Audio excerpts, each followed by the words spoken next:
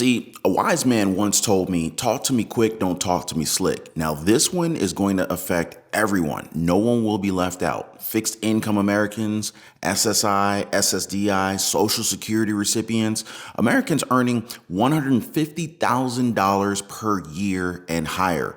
Entrepreneurs, investors, real estate investors, even renters, Section 8 renters, and even entrepreneur real estate investors who own rental properties. In fact, this is about all the markets, including real estate and even your credit cards. You see, this is going to be affected by the Fed pivot down the road. Stimulus checks? Oh, really? The first, the second, the third, even the fourth stimulus check. Well, guys, I'm talking way down the road. But even though it's going to be a while, there is light at the end of a very long tunnel. But let me talk about what mainstream media is not talking about and what other YouTube financial channels are overlooking. The Fed moves in a cycle. That's right, guys. So right now, with inflation high and unemployment down at the moment, the Fed can afford to tighten monetary policy and hike interest rates. But see, the economy can only take so much financial pain before the Fed would have to pivot and turn things around, meaning they would lose their monetary policy and start cutting interest rates. That's when you can expect the stock market to shoot up and turn into a bull market. And this is some of the wealth transfer that we've been talking about. Americans with no assets have an opportunity finally to build wealth. Now, the same thing goes for crypto and for real estate. Are you renting right now? Section 8, luxury apartment building? Well, basically, they're going to turn the money printers on again and cash flow will flow into stocks and into crypto. Mark my words, guys. Now, if you want to talk about a once-in-a-decade buying opportunity, you don't need to look any further than stocks and crypto right now. Amazon stock, perhaps one of the biggest names in the market and in the world, is down 54% last I checked. Crypto granddaddy Bitcoin is predicted to hit $5,000 next year, and it's at $17,000 right now. So that's a long way to go down. Now, as I've been hearing lately, there might be economic turmoil, but there is no doubt that this is still the best time to invest. But what do you guys think? Do you believe that there's still hope for the American economy? What about the American government? Let me know your thoughts in the comments down below. Also, if you own a home, make sure to get your free home warranty quote. The link is in the description down below of this video. Don't make the mistake we did before and delay and delay and delay. I'm so glad me and my family did this, as well as thousands of you guys as well. Only takes like 15-20 seconds. Get your free home warranty quote. The link is in the description down below. All right, so first of all, why don't we just all agree? There is a lot more economic pain ahead, and it's most likely going to be engineered by the Fed. Even Fed Chair Jerome Powell confirmed that the rate cuts are unlikely in 2023. Here, check this out. The Federal Reserve raised interest rates Wednesday for the seventh and final time this year. This time, the central bank increased rates a half a percentage point, a smaller hike than in previous months. The Fed's goal is to try and lower inflation, which has been moderating for 2 months straight. For more on the Fed's move, David Wessel joins me now. He is the director of the Hutchins Center on Fiscal and Monetary Policy at the Brookings Institution. So, David, let's start with something that Jerome Powell, the Fed chair, said about rate cuts. He said this on Wednesday. Let's listen. Historical experience cautions strongly against prematurely loosening policy. I guess I would say it this way. I wouldn't see us considering rate cuts until the committee is confident that inflation is moving down to 2% in a sustained way. David, what does that mean? Well, there were some people in the markets who were hoping that the Federal Reserve would raise interest rates a couple of times more, but by the end of next year would begin cutting them. And what Chair Powell said today is, forget that, we're not doing that. The Fed is on track to raise interest rates to more than 5% next year. And Chair Powell has made clear that he expects to hold rates there for some time until he and his colleagues are convinced that they've really beaten inflation into the ground. And so we think of both what the Fed did on rates today, but then also this is a strong signal being sent about the future so that nobody makes any mistakes. And what's that about? That's about getting into the heads of employers, purchasers, so that they don't let up on the behavior that Powell hopes will bring that inflation number down. Is that roughly it? Basically. So there are two things going on here. One is inflation, although it's started to moderate a little bit, remains well above the Fed's target, and it's been more persistent than the Fed had anticipated. So they're running to catch up to that change in the outlook. That's what accounts for saying we're going to raise rates a couple more times next year. But the second part is exactly what you said. The Fed wants us all to believe that they will get inflation back down towards 2% no matter what. And they're doing that because they don't want us to anticipate that they will fail. Because if we anticipate they will fail, we will ask our employers to give us bigger raises. Businesses will begin to plan on that. And what the Fed and other economists call inflation expectations will get unmoored. And so that's what they're really worried about. Modern central banking is very much about containing inflation expectations. It's what makes this episode so different from the one that Paul Volcker confronted in the early 1980s, when the Fed didn't think so much about inflation expectations, but they had really infected the economy. And along the lines on those inflation expectations questions, I hear a lot of economists or people maybe who are wishful thinking saying, why be so obsessed with 2% inflation? Can't we handle 3%? And they make some arguments for that. I would think also that that's something that the Fed would want to smash into the ground because they don't want anybody thinking that 3% could be tolerated or 4%. But is there an economic reason why 2% is the magic number? Right. So that's a really good question. The Fed thinks it's important to stick to the 2% target because they don't want to be accused of moving the goalposts. But there are a number of economists who say there never was a really good reason to pick 2%. And the world has changed a lot since that decision was made. We've bumped up, interest rates have bumped up against zero much more often than people have anticipated. So there are lots of outside economists who say, like, look, let's not do this now, but when the Fed gets down to 3%, maybe it would be a good time for them to redefine their target or sort of fudge the timing at reaching 2%. So I think that's an argument we're going to have, but it's not one the Fed wants to engage in now, and for good reason. Final question, David, is on wages. Chair Powell has said that wages are rising and that's part of one of the things he sees as a bit of a problem. Can you walk us through what's happening on wages? And I thought good wages going up was a good thing. Well, it is a good thing, especially if it's your wages who are going up. Chair Powell thinks that wages are rising too fast to be consistent with his 2% inflation goal. And he's afraid that if that continues, that then businesses will raise prices and we'll all expect inflation. Now, it's hard to hear because for many Americans, real wages adjusted for inflation are actually not rising. It's really taking a bite out of people's standard of living. Chair Powell came to Brookings a week or so ago, and I asked him about this, and I said, look, what would be so wrong with inflation rising a little more than normal for a while so people could catch up, which is a view that a number of economists I respect hold. And he just doesn't see it that way. He's convinced that the only way to assure that we get inflation down towards their target is to slow the pace of wage increases. He's going to keep raising interest rates until the labor market weakens and it'll be harder for workers to get raises. That's his explicit strategy, like it or not. Like it or not, indeed. David Wessel, we're so grateful to have you here. Thank you. You're welcome. Back when the pandemic started, the Fed was worried about the economy crashing because people just stopped and they didn't have much money to spend. That is why they turned on the money printers full blast and eased interest rates to historic lows. They even sent out multiple stimulus checks at the federal level. And we saw what that did. Stocks and crypto went crazy and inflation joined with those high prices on everything: food, retail, gas, everything. It got Americans relying on stimulus checks, SNAP benefits, and even Social Security benefits, even SSI, SSDI. Y'all know what I'm saying though, right? I mean, think of it as this crazy game that the Fed, the government, and billionaire investors and entrepreneurs are playing while they're trying to beat inflation in daily expenses with inflation in their assets like stocks, real estate, cryptocurrencies, and even their online businesses. We even saw a little bit of inflation in SNAP and EBT food stamps. But right now, it looks like the Fed is finally waking up and realizing that they can't keep their foot on the interest rate gas pedal without hitting a recession. Not to mention bankruptcy and job losses for millions of Americans, which are predicted. And so this is why things are slowing down now and pausing to see how much damage they've actually already done to the economy. See if it's enough, or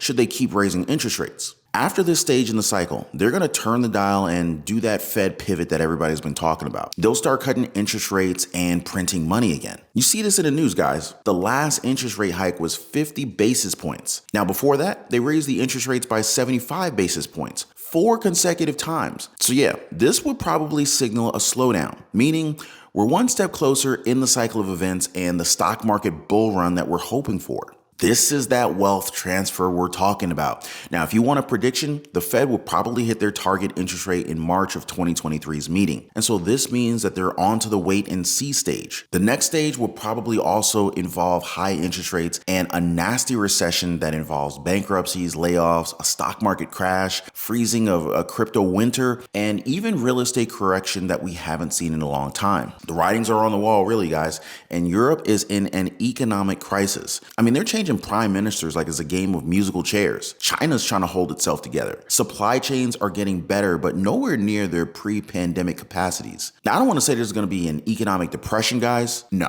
I'm not saying that. It's just probably going to be an economic recession that's worse than what mainstream media channels are telling you or they want you to believe. Now, Powell is saying that they're not cutting interest rates in 2023, that the U.S. economy can withstand all this pain and the United States economy will not need any help. Well, Powell also said that all this inflation was going to be transitory. So I'm going to be honest with you, I'm not putting too much money on what Jerome Powell actually says. It normally takes about 24 months to get back to normal inflation. Seeing that the peak of inflation was in June of 2022, that will put us in the middle of 2024 just to get back to normal. But the Fed isn't probably going to wait until 2024 to start cutting interest rates. More than likely, it is possible that we're going to see interest rates cut as early as late 2023. Now, as far as the markets are concerned, I still think that there is a way to go before investors realize just how deep of a recession this is going to be and how this is going to eat away at corporate profits and balance sheets. So yeah, if you want a timeline for when that stock market bull run is going to take off, the financial history and the current data show it's probably going to be sometime between late 2023 and mid 2024. Before that, it is the Fed-driven timeline that we're following, and it says that the market still has a long way to go and it's going down. This year hasn't been easy for investors. In fact, stock prices have been sliding throughout 2022, and it can be discouraging to see your portfolio drop in value because it's been so long since the last major market downturn.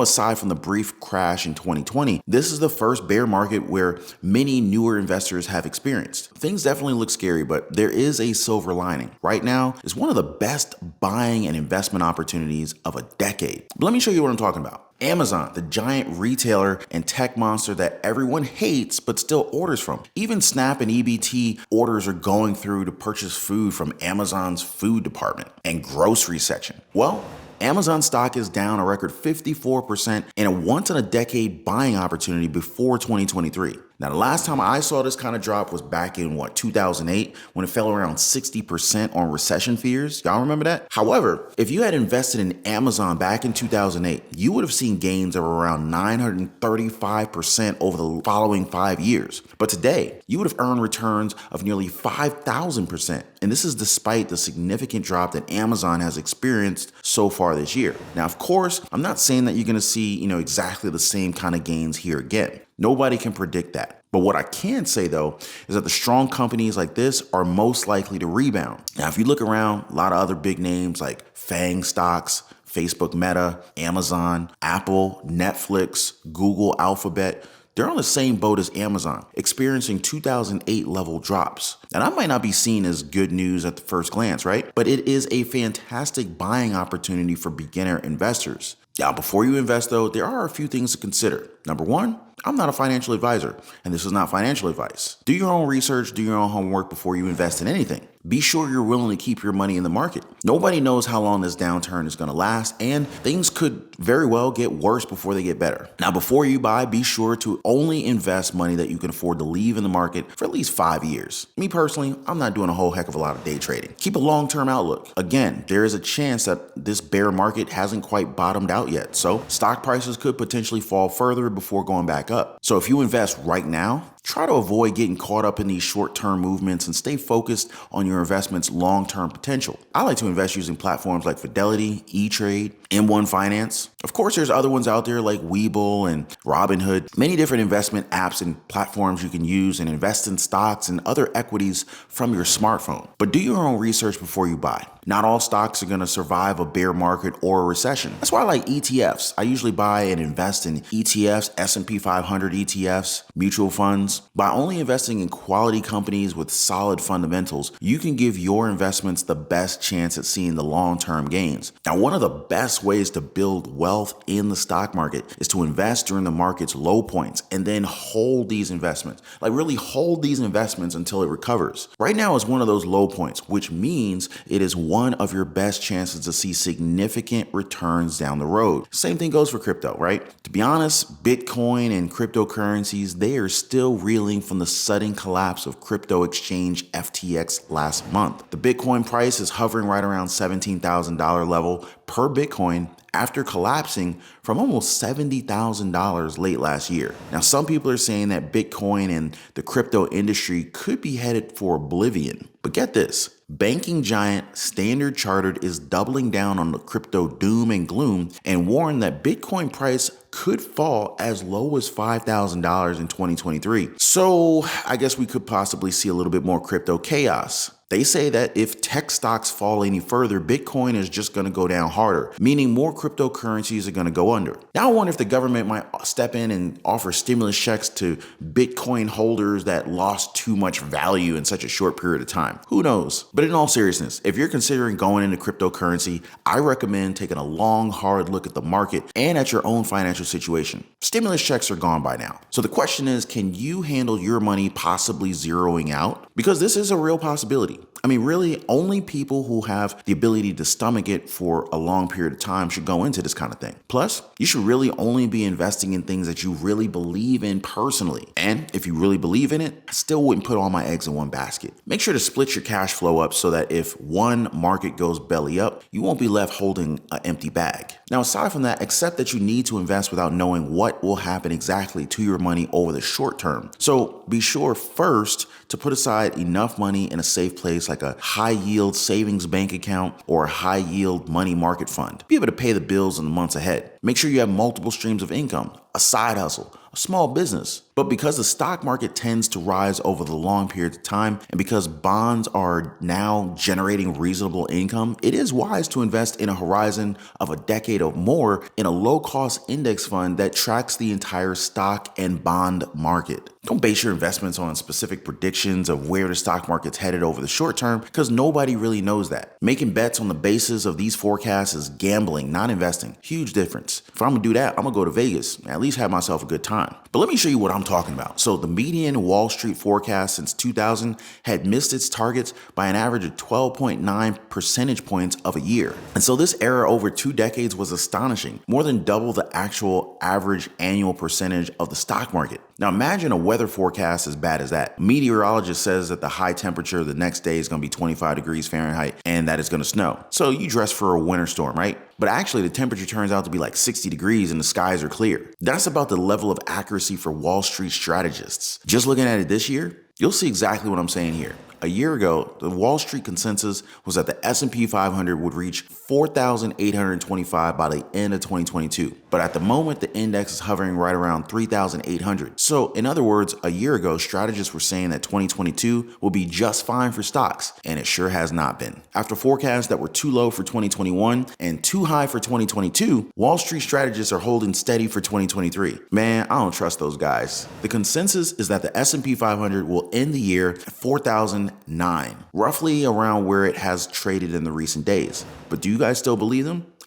I sure don't. Just stick to the fundamentals, guys. Diversify your investments, dollar cost average in, generate additional streams of income through creating side hustles and small businesses. I mean, really, that along with budgeting and saving in high yield savings accounts is the real solution. Build an emergency fund. Well, apart from some serious changes in Washington, of course. But go ahead and hit the like button if you guys agree. More on this and all the different ways on how to make money in the next updates. But for now, this is our big money update and daily news report. The Fed pivot timelines, buying opportunities for stocks, crypto, real estate, and how you could make money and passive income out of all the news and the headlines. So make sure you guys are always updated. Be sure to hit the subscribe button. If you want to learn more, if you want to take your side hustle and potentially start your first online business to the next level, go ahead and join me and the family over at the Patreon. There is a link in the description down below to join the Patreon family. But I want to thank you guys so much for watching. Appreciate you always hitting the like button for your boy. I'll see you on the next one.